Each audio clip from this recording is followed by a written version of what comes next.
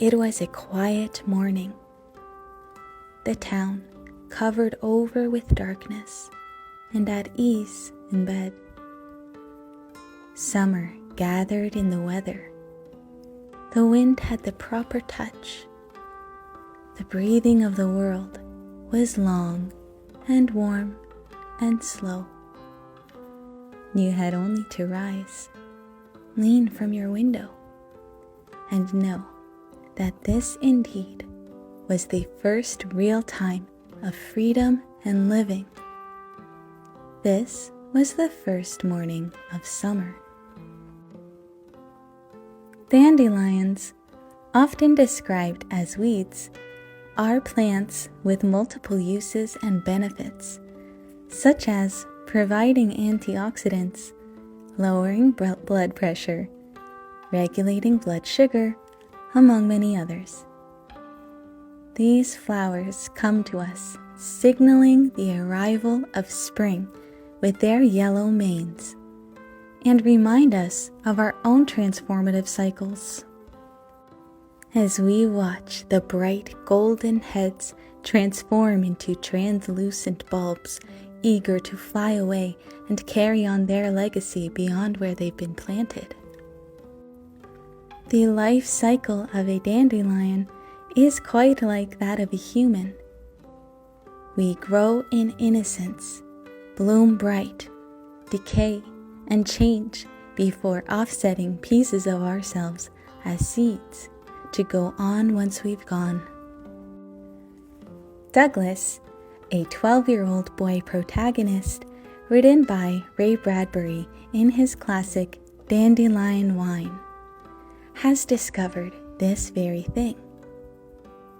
In the novel, we watch Douglas, dynamic in his childhood innocence, come to realize that he is alive, and everything that realization leads him to contend with within himself. In the first lines I've shared here, we see clearly the world through the eyes of an innocent. The dark heralds only a time of day. No monsters or weakness or unknowns lurk there.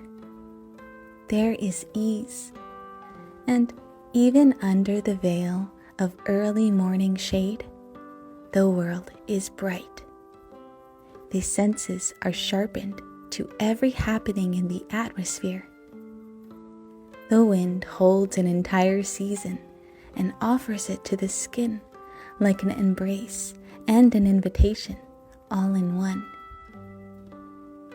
The world says entirely, there is nothing to fear. We are all free here.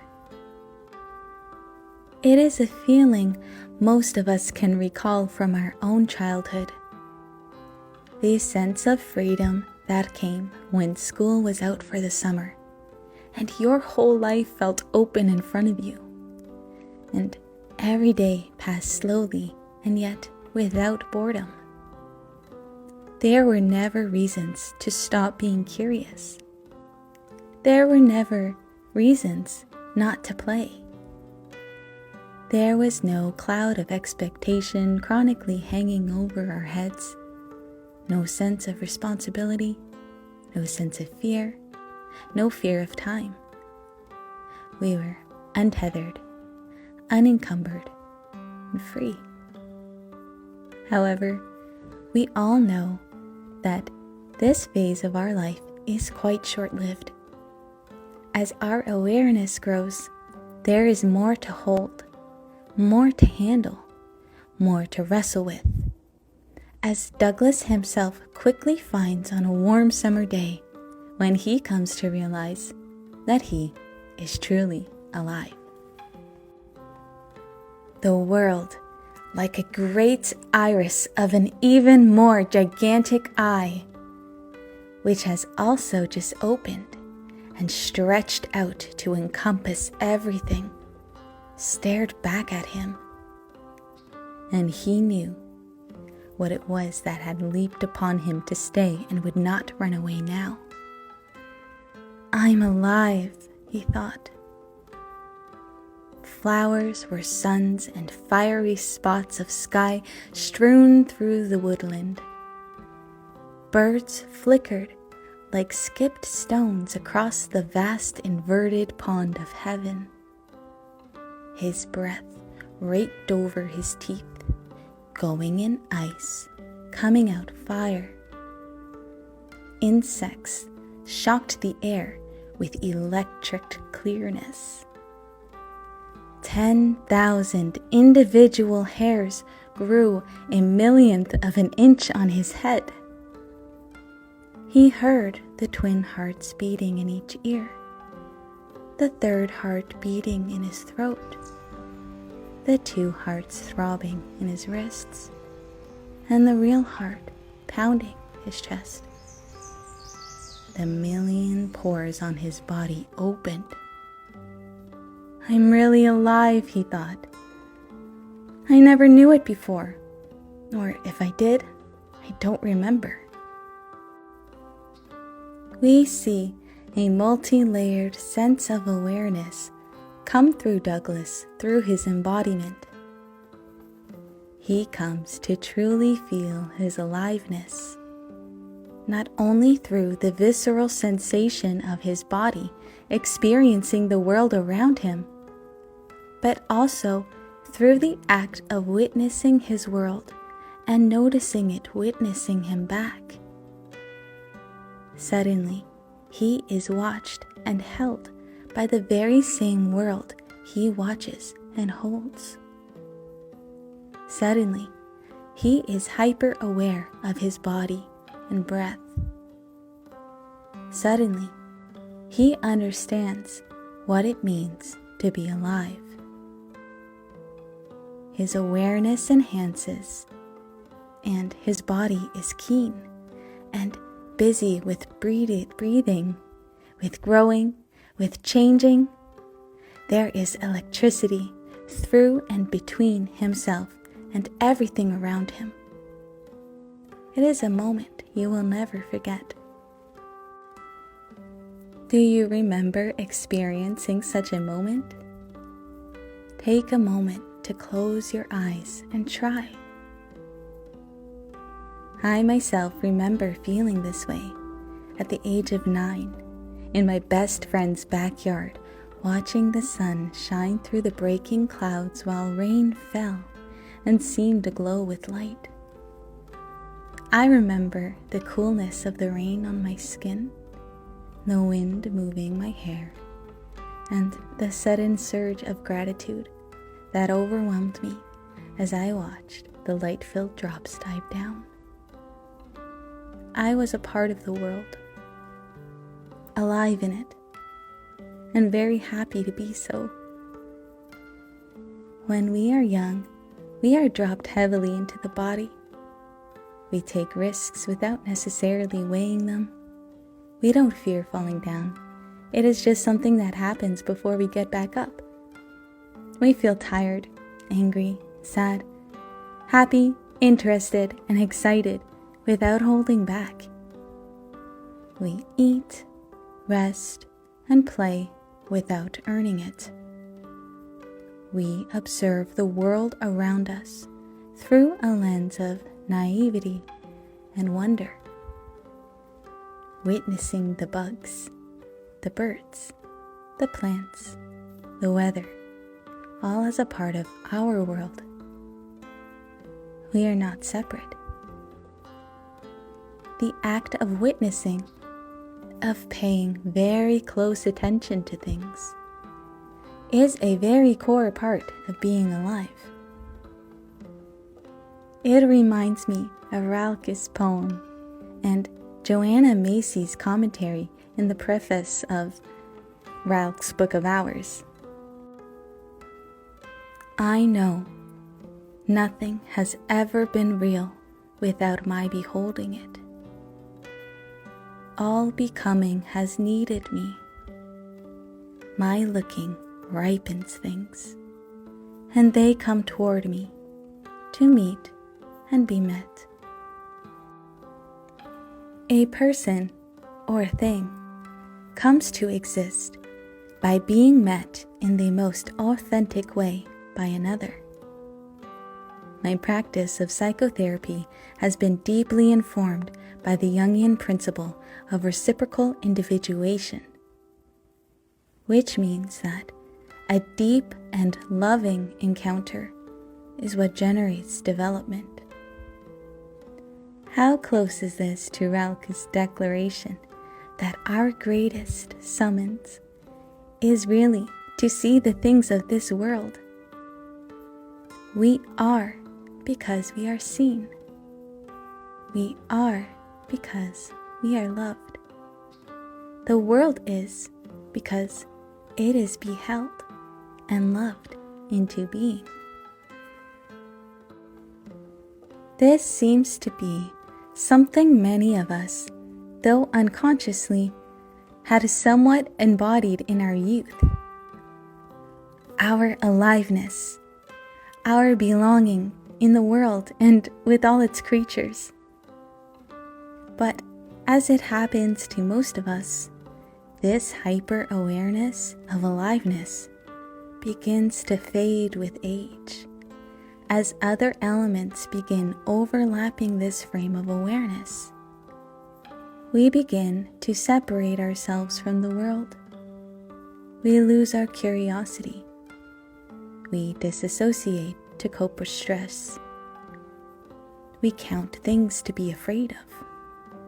We turn in, fragment, and cave. Because in the first bittersweet instant of awareness of being alive comes a chilling accompanying truth. We won't always be. As we see with Douglas, the revelation that one is alive comes hand in hand with the revelation that we are vulnerable, alone, and will one day die. This means there are things we don't know about life, about death, about us. This means the dark is more than just a time of day. It is a symbol of everything we don't know. And suddenly, there are reasons to caution risk. Falling down can cause injury. Our emotions can feel suffocating, and we'd rather not experience them. We can falter, disappoint, hurt, and die. And what even is death anyway? Nobody knows. There's no ultimate safety. Whys and shoulds and what ifs swarm our cognitive patterns. Wonder is enmeshed with fear, and the world becomes much less bright and open the way we once perceived it to be. Once Douglas realizes that he is alive, he later comes to realize he is alone as he and his mother approach the ravine. Here and now, down in that pit of jungled blackness, where suddenly all the things he would never know or understand, all the things without names lived in the huddled tree shadow, in the odor of decay. He realized he and his mother were alone. Her hand trembled. He realized that all men were like this, that each person was to himself one and alone. The essential impact of life's loneliness crushed his beginning to tremble body. Mother was alone too. She could not look to the sanctity of marriage, the protection of her family's love. She could not look to the United States Constitution or the city police. She could not look anywhere in this very instant save into her heart, and there she would find nothing but an uncontrollable repugnance, and a will to fear. In this instant, it was an individual problem, seeking an individual solution. He must accept being alone and work on from there.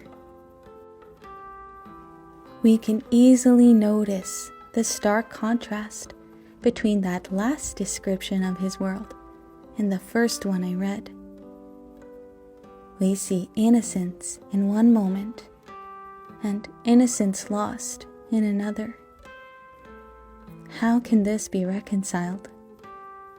Are we doomed to eternally trade in our innocence for gloom? Will we never again see the world as bright and sharp and wonderful as our child self did? 𝖑𝖎𝖓𝖐𝖘, an inventor in Greentown where Douglas is growing up, decides to invent a happiness machine, presumably trying to encapsulate the happiness and freedom he once felt as a child, but we can't be certain. He works away, aiming to build a machine which would make one happy from the outside in. There are a few prototypes that form. However, upon use, Mr. 𝖓𝖐𝖘 watched as his happiness machine made his wife cry, giving her the very opposite experience it was intended to. When he tries to fix it, it catches fire, and all of his efforts burn to ash before his eyes. Through this process, Mr. 𝖓𝖐𝖘 rediscovers the true happiness machine, life itself. He approaches a window, looks into his own home, noticing the light, noticing his children playing, noticing his wife preparing, noticing the way everyone moved, the sounds that came through the glass to meet his open ears. He met the transience of the moment.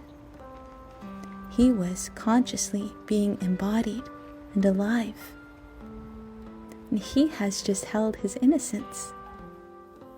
He has met his life in wonder and curiosity, with reverence and careful attention.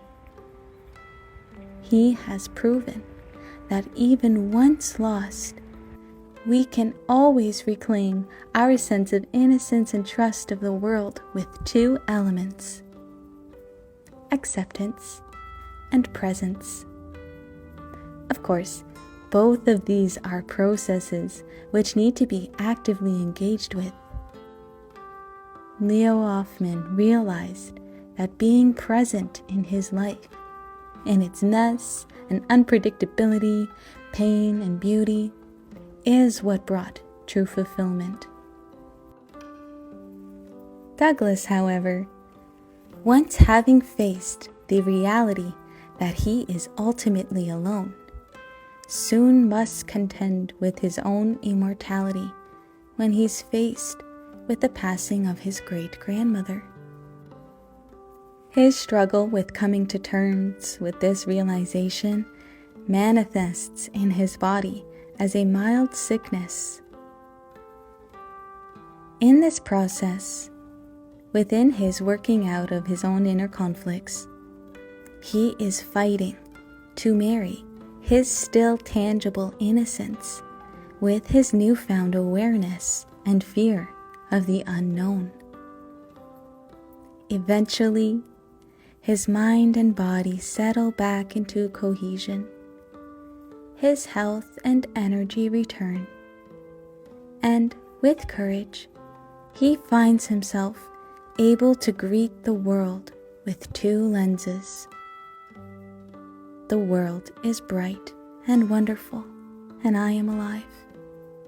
And the world is dark and unpredictable, and I will die. He settles this within himself with the power of choice and acceptance. We watch him accept his circumstances, and we watch him choose still to notice the beauty of his life. Even after loss, even after confusion, and even after illness. And there, row upon row, with the soft gleam of flowers opened at the morning, with the light of this June sun glowing through a faint skin of dust, would stand the dandelion wine. Peer through it at the wintry day. The snow melted to grass. The trees were re-inhabited with bird, leaf, and blossoms, like a continent of butterflies breathing on the wind. And peering through, color sky from iron to blue. Hold summer in your hand.